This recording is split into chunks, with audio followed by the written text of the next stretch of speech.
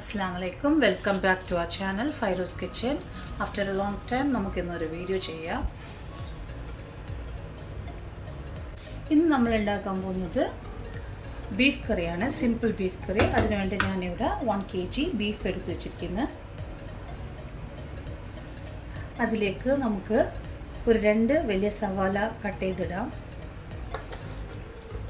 നിങ്ങളുടെ കയ്യിൽ ചെറുതാണെങ്കിൽ ഒരു 4 ചെറിയ സവാള എടുത്തിടാം. പിന്നെ ഒരു 1.5 ടേബിൾ സ്പൂണ് ഇഞ്ചി വെളുത്തുള്ളി ചതച്ചത്, ഒരു 3 പച്ചമുളക്, പിന്നെ കുറച്ച് കറിവേപ്പില. ഇനി നമുക്ക് പൊടികളെല്ലാം ഇട്ട് കൊടുക്കാം.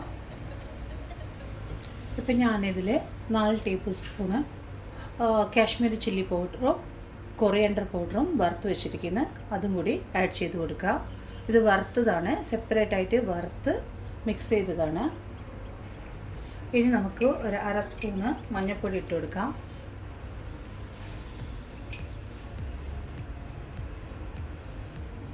ഒരു table spoon garam masala powder, ഒരു സ്പൂണ് പെപ്പർ പൗഡർ നിങ്ങൾക്ക് ആവശ്യത്തിനനുസരിച്ച് ഇട്ട് കൊടുക്കാവുന്ന. നെക്സ്റ്റ് ഉപ്പ് ആവശ്യത്തിന്.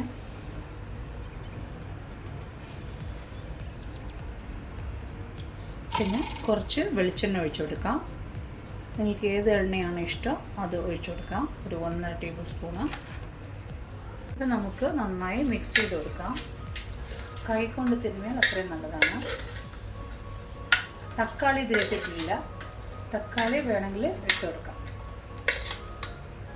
ഞാൻ ഗ്യാസ് ഓൺ ചെയ്തിട്ടില്ല.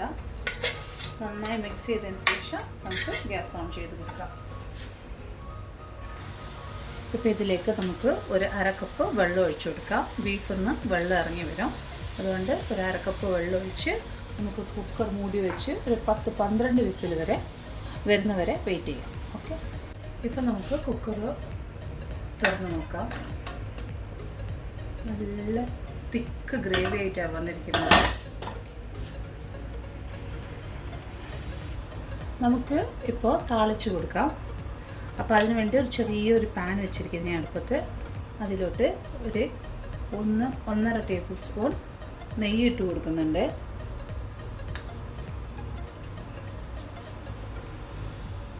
അതിലേക്ക് ഒരു പകുതി സവാള നമുക്ക് ഇട്ട് കൊടുക്കാം. ജസ്റ്റ് താളിക്കാൻ വേണ്ടിയിട്ട് വെളിച്ചെണ്ണ വേണമെങ്കിൽ വെളിച്ചെണ്ണ യൂസ് ചെയ്യാം. നന്നായി മുരിച്ചെടുക്കാം.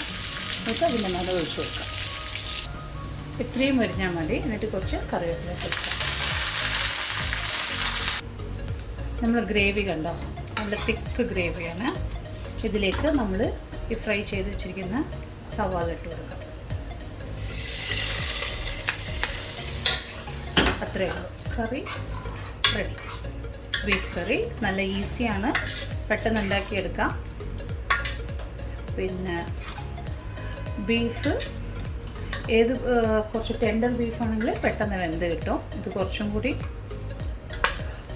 വിസിലിടേണ്ട വന്നു. 10-16 വിസിലിടേണ്ട വന്നു. അപ്പോൾ ഇത് നമുക്ക് സെർവ് ചെയ്യാം. നമ്മൾ ബീഫ് കറി ഇവിടെ റെഡിയാണ്. അതിൻ്റെ കൂടെ ഞങ്ങൾ കഴിക്കാൻ പോകുന്നത് നെയ്ച്ചോറാണ്. അപ്പോൾ ഈ കറി പത്തിരിൻ്റെ കൂടെ, ചപ്പാത്തിൻ്റെ കൂടെ, നെയ്ച്ചോറിൻ്റെ കൂടെ ഒക്കെ അടിപൊളിയാണ്. അപ്പോൾ ഉണ്ടാക്കി നോക്കി നിങ്ങൾ ഫീഡ്ബാക്ക് അറിയിക്കണേ. Thank you. Bye.